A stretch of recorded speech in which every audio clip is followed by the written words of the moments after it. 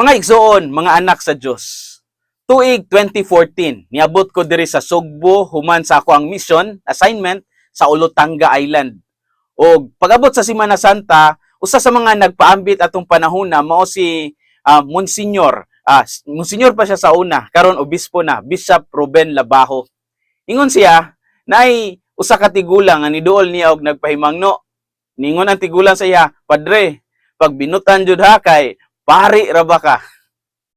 Si Monsignor nangutana, kami ra ba di ay mga pari ang kinahanglan magbinutan? Dili ba kining pagbinutan para man sa tanan? Mao nga ningon sad siya sa tiguang, manang pagbinutan sa da kay laiko pud baya ka. Og yang gipahinumduman ang mga tigpaminaw nga kining tanan pinaagi sa atong bunyag nakadawat nining mandato sa pagsunod kang Kristo sa dalan sa pagkamaayong tao.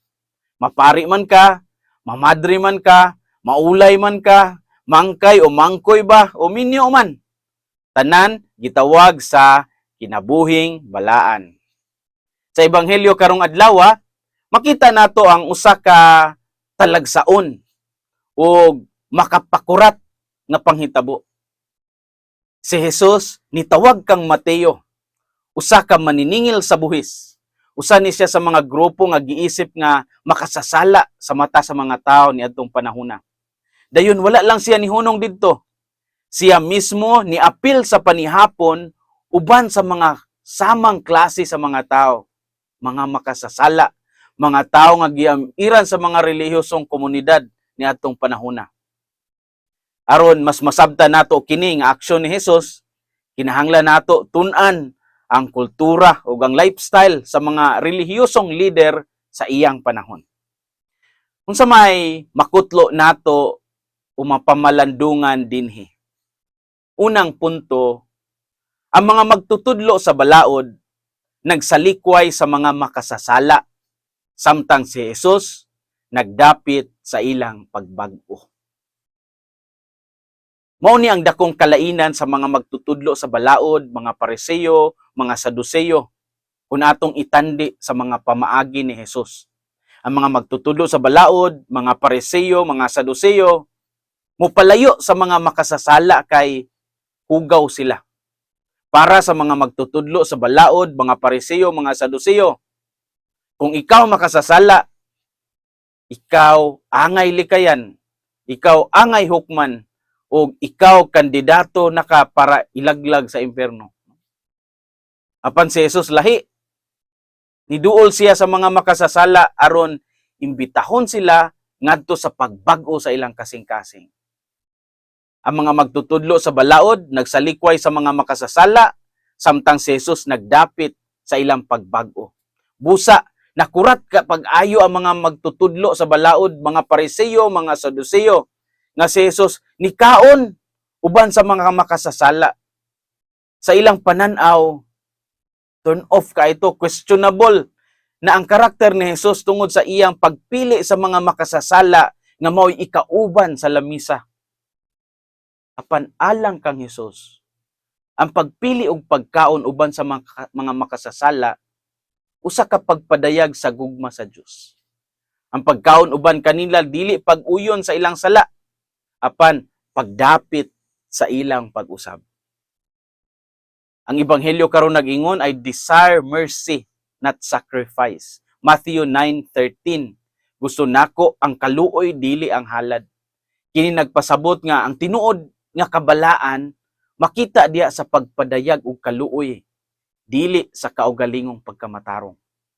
Ang mga magtutudlo sa balaod nagsalikway sa mga makasasala, samtang si Jesus nagdapit sa ilang pagbag-o.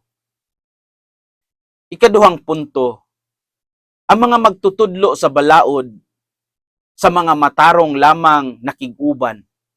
Apan si Jesus nagtawag sa paghinulsol alang sa tanang katawhan.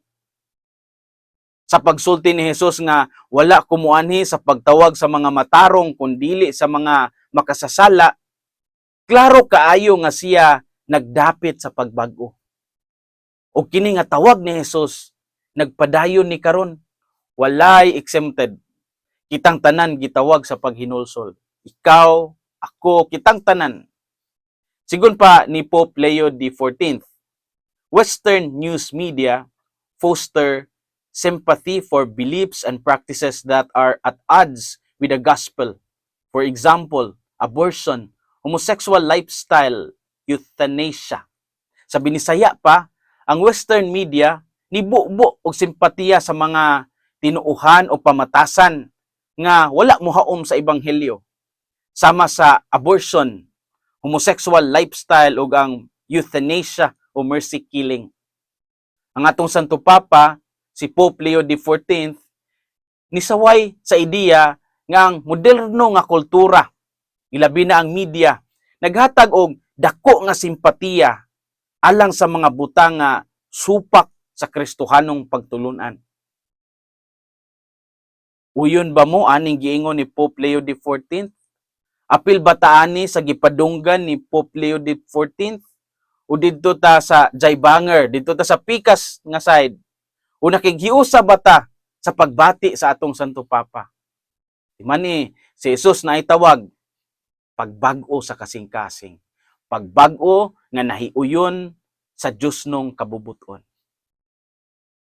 Unsay tawag nato sa relihiyon nga walay labot ang paghinulsol? Kung moadto mo sa New Age, maghisgot sila og self-discovery. Maghisgot sila og energy balance. Maghisgot sila og cosmic alignment. Apan dili sila maghisgot og sala o personal accountability. Mutuo lang ang New Age nga ang tao maayo by nature. Apan walay tin-aw nga konsepto sa sin o repentance. Kung moadto mo sa universalism, mutuo ang usa ka universalist nga tanang tao maluwas bisan wala maghinulsol. Ang universalist theology nag-ingon, God is love, so everyone is saved. Ang Diyos gugma, maong ang tanan luwas na. So ang universalist dili mo to nga kinahanglan pa ang paghinulsol aron maluwas. God is love, sapat na alang sa universalist. Apan timani sa katolikong pananaw, ang paghinulsol usa ka pundasyon sa matuod nga relihiyon. Matud pa sa Matthew 4:17, repent for the kingdom of heaven is at hand. Paghinulsol kamo kay hapit na ang gingharian sa Dios. Busa ang relihiyon nga wala maghisgot sa paghinulsol, wala magpahaom sa kinasing-kasing nga panaw balik sa Ginoo. Okay pa ba mo diha? Gusto pa ba mo magpaka-katoliko? O gusto na mong mo-over the bakod atong walay labot ang paghinulsol?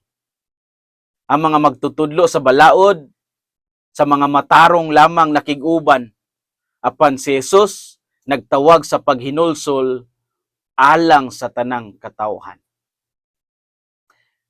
Mga igsoon, mga anak sa Dios. Ang simbahan, usa ka hospital sa makasasalang tawo. Dili usa ka museo alang sa mga perpekto. Si Jesus nagtudlo kanato nga ang kaluoy mas labaw pa sa sakripisyo. Apan ang kaluoy dili pasabot nga pasagdan ang sala. Ang kaluoy nag-awhag sa pagbag-o, sa paghinulsol, sa pagbalik sa Ginoo. Busa kung kita makakita sa mga kahuyang pud sa uban, dili pud ta dayon mohukom apan muhimo og paagi nga sila makaila sa Ginoo nga mapinasayloon. Ug sa atong mga kaugalingon nga pakigbisog, hinumdumi, si Kristo mitawag kang Mateo, ug siya usab nagtawag kanimo. Ang pangutana, maminaw ba kita sa tawag? O mubiya ba kita sa naandan nga mga sala aron musunod niya? Hinaot nga ang kasing-kasing ni Kristo maghari sa atong mga kasing-kasing. Kini si Father Felmar Castrodes, Fiel SVD, ang inyong magsisibya sa maayong balita. Hinumdumi ang kinabuhing Kristiyano, kinabuhi sa pagserbisyo.